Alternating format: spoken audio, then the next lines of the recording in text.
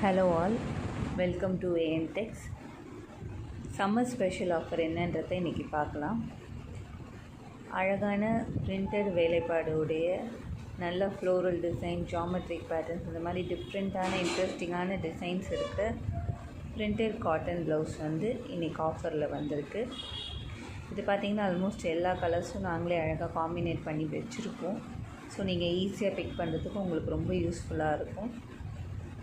இது கூட பார்த்திங்கன்னா ஒரு அழகான நல்ல ஒரு யூஸ்ஃபுல்லான பாக்ஸ் இதோட வருது.